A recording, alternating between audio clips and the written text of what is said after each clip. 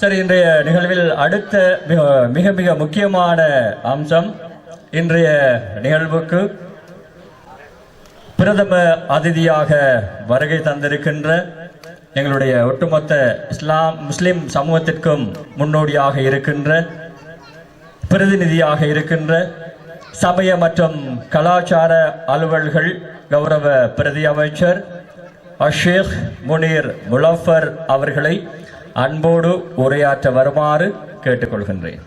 ரஹ்மான் ரஹீம். அல்ஹம்துலில்லாஹி ரப்பில் ஆலமீன். அஸ்ஸலாத்து வஸ்ஸலாமு அலா அஷ்ரஃபில் முர்சலீன். அம்மாபாத். மதிப்புக்கும் கௌரவத்துக்கும் உரிய உலமாக்களே, அதே போன்று மஸ்ஜிதுல் ஹிரா பள்ளிவாயலின் நம்பிக்கையாளர் சபை தலைவர் உட்பட உறுப்பினர்களே, இந்த விழாவிற்கு அழைப்பை ஏற்று வருகை தந்திருக்கின்ற மதிப்புக்குரிய விருந்தினர்களே, பெற்றோர்களே, மாணவ மாணவிகளே, உங்கள் அனைவருக்கும் அஸ்ஸலாமு அலைக்கும் வரஹ்மத்துல்லாஹி வபரகாத்து. ஆரம்பத்தில் குறிப்பிட்டதை போன்று இந்த ஒரு நிகழ்வு பல்வேறு விடயங்களை எமக்கு சொல்லுகின்றது. இந்த நிகழ்வு ஒரே சந்தர்ப்பத்தில் மாணவர்களை இந்த துறையிலே தொடர்ந்தும் செயற்படுவதற்கான உற்சாகத்தை வழங்குவதோடு, இந்த பணியை மேற்கொள்கின்ற எமது மதிப்புக்கும் கௌரவத்துக்கும் உரிய ஆலிம்களை, உலமாக்களை, எமது பணியை நாம் இன்னும் சிறப்பாக, அழகாக, சந்தோஷமாக செய்கின்ற ஒரு மனோநிலையை இவ்வகையான நிகழ்வுகள் ஆரம்பிக்கின்றது. இன்றைய தினம் இந்த பள்ளிவாயலிலே பணிபுரிகின்ற, கடமையாற்றுகின்ற எமது மதிப்புக்குரிய ஷாக்கிர் பாஹுஜி அவர்களை இந்த பிரதேசத்தைச் சேர்ந்தவர்கள் ஒன்றிணைந்து, நான் நினைக்கின்றேன்,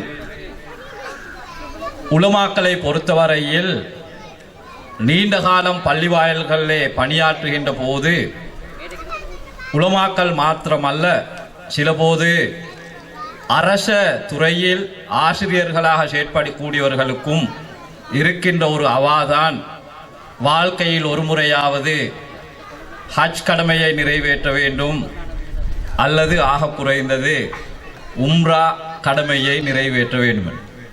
உண்மையிலே இன்று அந்த பாக்கியத்தை, அந்த வாய்ப்பை ஏற்படுத்தி கொடுத்த, அதற்காக ஒத்துழைத்த, பணத்தாலும் பலவிதங்களிலும் ஒத்தாசைகள் வழங்கிய அனைவருக்கும் அல்லாஹு தாலா அருள் பாலிப்பானாக.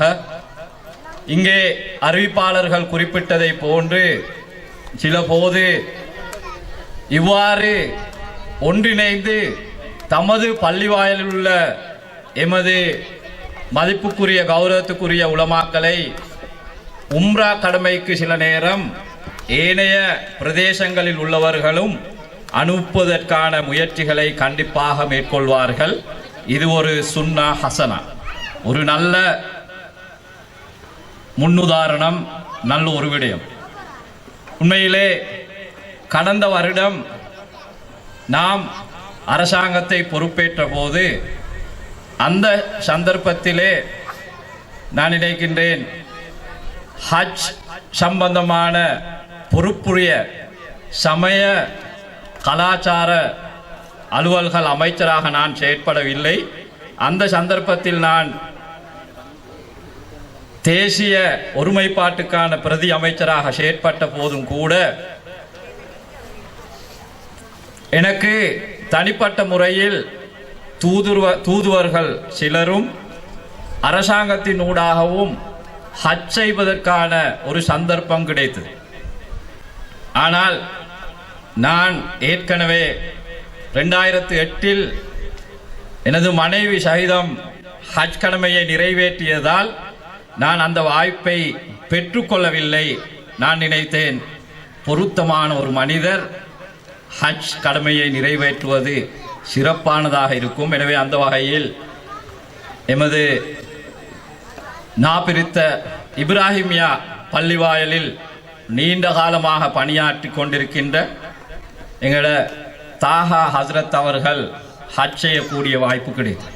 எனவே திருமண மண்டபங்களில், விழா மண்டபங்களில் போன்ற இன்னொரு இடங்களில் பயன்படுத்தக்கூடிய மின்குமிழ்கள், வீதியோர மின்குமிழ்கள், ஆயிரக்கணக்கானோர் கூடும் திடல்களை ஒளி வெள்ளத்தால் நிரப்பக்கூடிய பிளட் லைட், போக்கஸ் லைட், அதே போல electric wires, fan, iron box, torch light, இடஜாக், கேஸ் அடுப்பு போன்ற இலத்திரனியல் உபகரணங்களையும் ஒரே கூரையின் கீழ் பெற்றுக்கொள்ள நீங்கள் நாட வேண்டிய ஒரே இடம் சிட்டி லைட். இலக்கம் 180 கண்டி வீதி, திஹாரிய, கலகெடிஹேன.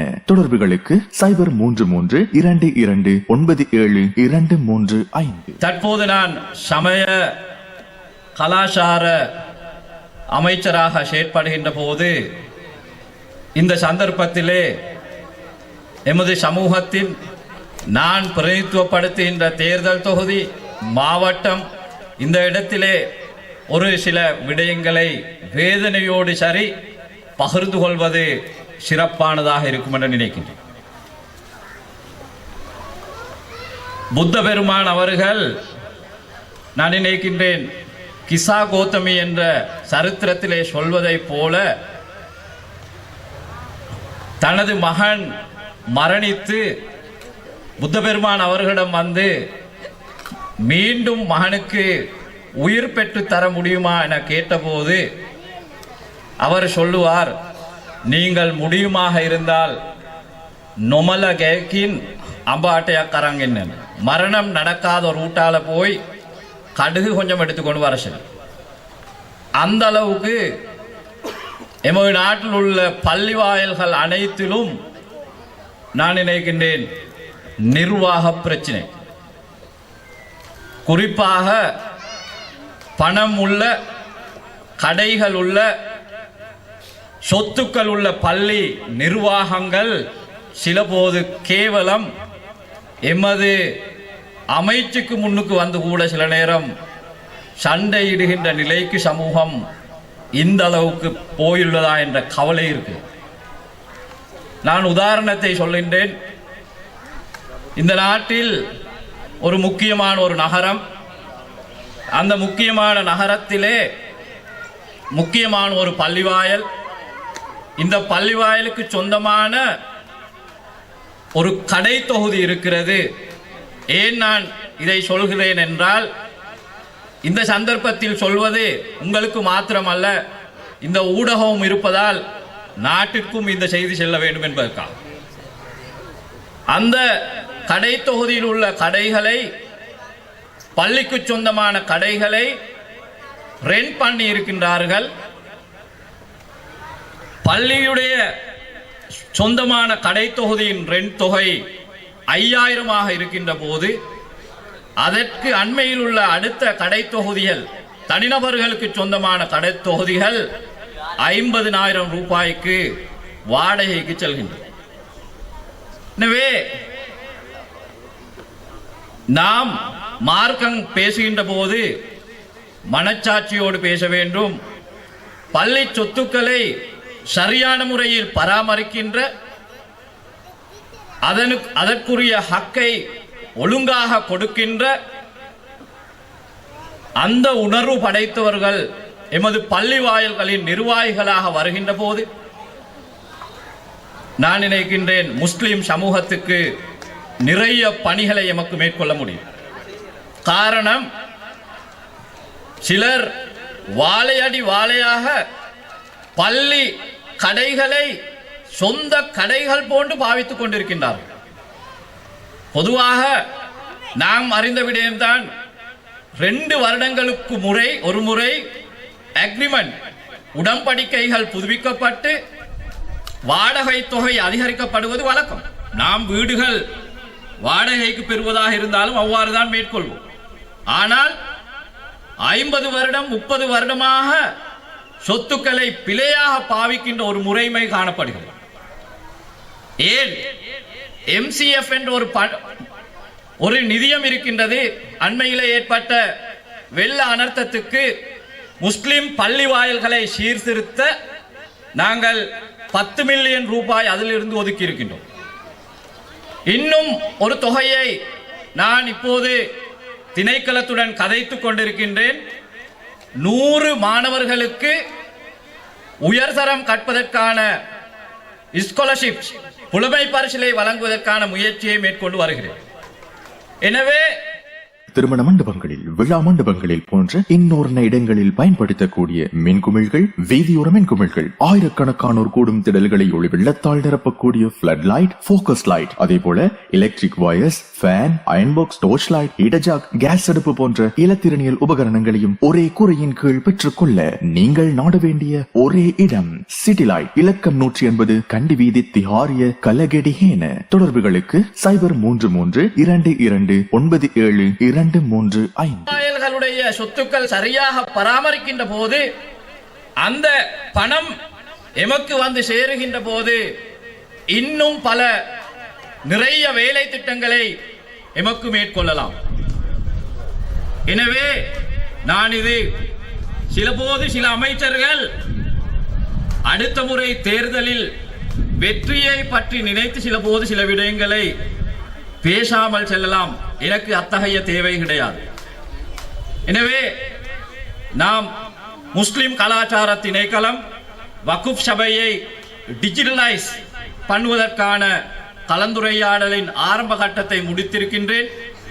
நாடு பூராகவும் உள்ள பள்ளிவாசல்களுடைய சொத்துக்களை டிஜிட்டலைஸ் பண்ணுகின்ற வேலை திட்டத்தை இப்போது ஆரம்பித்திருக்கின்றோம். அதனூடாகவும் பிழையான விடயங்களை எமக்கு பாதுகாக்க முடியும்.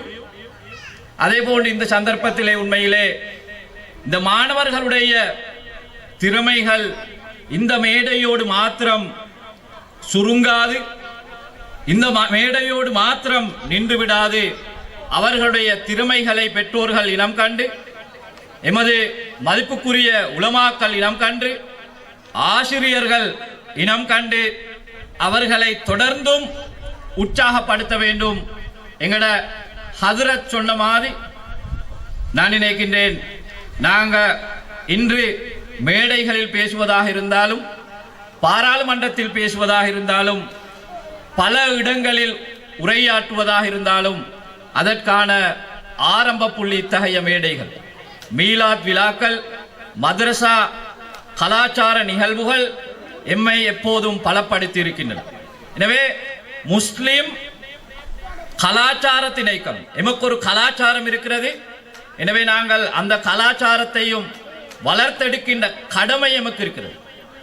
எனக்கு முன்னர் பாடப்பட்ட பாட்டு லுகத்துனா லுகத்துல் ஜென்னா, சுவர்க்கத்தின் மொழி. எனவே இந்த நாட்டில் சர்வதேச மொழிகளில் ஒரு மொழியாக நிலட் நிறுவனத்திலே அரபு மொழியையும் உட்புகத்தி கடந்த 2-3 மாதங்களுக்கு முன்னர் அதற்கான ஒரு வேலை திட்டத்தையும் நாங்கள் மொழி கல்வியினூடாக ஆரம்பித்திருக்கின்றோம். எனவே அந்த வகையில் நான் நினைக்கின்றேன், இந்த சிறார்களுடைய திறமைகளை பெற்றோர்கள் வளர்த்தெடுக்க வேண்டும். අවසාන වශයෙන් මම විශ්වාස කරනවා ආගමික සංස්කෘතික අමාත්‍යවරයා වශයෙන් නොබ මේ මොහොත විතරක් අපේ රටේ විශාල පිරිසක් පීඩා විඳින්න ඉන්නවා. ආපදා තත්ත්වය නිසා Tamanගේ නිවස් කරා යන්න බැරි 17000ක් අපේ රටේ ඉන්නවා. ඒ වගේම මම මතක් කරන්න ඕන, මේ ආපදා තත්ත්වයේ තුල අපේ රටේ බෞද්ධ විහාරස්ථාන අර්ධහානි 470ක් වෙලා තිබෙනවා. පූර්ණහානි 19ක්, ඒ වගේම හින්දු කෝවිල් පූර්ණ වශයෙන් 9ක් විනාශයට පත් වෙලා තිබෙනවා. අර්ධහානි වශයෙන් 263ක්, මුස්ලිම් පල්ලි මස්ජිද් 181ක් මේ ආපදා තත්ත්වයේ තුල හානියට පත් වෙලා තිබෙනවා. ක්‍රිස්තියානි දේවස්ථාන 99ක් හානියට පත් වෙලා තිබෙනවා. මම විශ්වාස කරනවා අපි මේ මොහොතේ රජයක් ලෙස ඒ සියලු ස්ථාන යථාවත් කර නැවත ජනතාවට Tamanගේ ඒ විශ්වාසය, ඒ ඇදහිම් සියල්ල සිද්ධ කරන්න සඳහා වූ අවශ්‍ය ඉඩකඩ අපි තා හැකියක්මනින් අපි කරන්න උත්සාහ කරනවා. ඒ නිසා මම ඔබට ආරාධනා කරනවා, මම ස්තුතිවන්ත වෙනවා විශේෂයෙන් මේ මොහොතේදී ආගමික හා සංස්කෘතික නියෝජ්‍ය ඇමතිවරයා වශයෙන් මේ ආපදා තත්ත්වයන් තුල අපට විශාලම රජයක් ලෙස අපට විශාල සහයෝගයක් ලබා දුන්නා ආගමික නායකයන්, ආගමික සිද්ධාස්ථාන, පන්සල්, කෝවිල්, පල්ලි, ඒ වගේම ක්‍රිස්තියානි දේවස්ථාන අපට විශාල ලෙස අපට සහයෝගය ලබා දුන්නා. ඔබේ සහයෝගය අපි තවදුරටත් බලාපොරොත්තු වෙනවා. මම හිතන්නේ ඇත්තටම මෙවැනි උත්සව, මෙවැනි දේවල් විශේෂයෙන් අපේ කුඩා ළමයින්ට අත්‍යවශ්‍ය දෙයක්. ඔවුන්ගේ හැකියාව, ඔවුන්ගේ කුසලතාව ඉදිරියට අරගෙන ගිහිල්ලා ඔවුන්ගේ සංස්කෘතිය තවත් ඔපවත් කරලා ඉදිරියට යන්න පුළුවන්. අපේ මෞලවිතුමන් සඳහන් කළා වගේම සුද්ධ වූ අල් කුර්ආනය යහපත් සමාජයක්, තවත් කෙනෙකුට පීඩාවක් නොකරන යහපත් සමාජයක් බිහි කරන්න මේ අල් කුර්ආනය අපට පහළ වෙලා තිබෙන්නේ. මම හිතන්නේ ඒ පණිවිඩය නිවැරදිව මේ සමාජයට ලබා දිය යුතුයි. ඒ වෙනුවෙන් අපි හැම කෙනාම එකතු වෙලා වැඩ කරමු, කටයුතු කරමු. ඒ වෙනුවෙන් අපි ප්‍රාර්ථනා කරමු කියලා ආරාධනා කරමින් මම නතර වෙන ඔබ සියලු දෙනාටම ස්තුතිවන්ත වෙන ඔබේ ආරාධනාවට අස්සලාමු අலைக்கும் வரஹ்மத்துல்லாஹி வபரகாத்துஹு. அல்லாஹ் ஹைர். இன்றைய நிகழ்வுக்கு பிரதம அதிதியாக வருகை தந்து சிறப்புரையாற்றிய எங்களுடைய கௌரவ பிரதி அமைச்சர், சமய மற்றும் கலாச்சார அலுவல்கள் கௌரவ பிரதி அமைச்சர் ஷேக் முனீர் முலாஃபர் அவர்களுக்கு எங்களுடைய மனமார்ந்த நன்றிகளை தெரிவித்துக் கொள்கின்றோம். திருமண மண்டபங்களில், விழா மண்டபங்களில் போன்ற இன்னொரு இடங்களில் பயன்படுத்தக்கூடிய மின்குமிழ்கள், வீதியோர மின்குமிழ்கள், ஆயிரக்கணக்கானோர் கூடும் திடல்களை ஒளி வெள்ளத்தால் நிரப்பக்கூடிய பிளட் லைட், போக்கஸ் லைட், அதே போல electric wires, fan, iron box, torch light, heater, gas அடுப்பு போன்ற இலத்திரனியல் உபகரணங்களையும் ஒரே கூரையின் கீழ் பெற்றுக்கொள்ள நீங்கள் நாட வேண்டிய ஒரே இடம் சிட்டி லைட். இலக்கம் 180 கண்டி வீதி, திஹாரிய, கலகெடிஹேன. தொடர்புகளுக்கு 0332297235.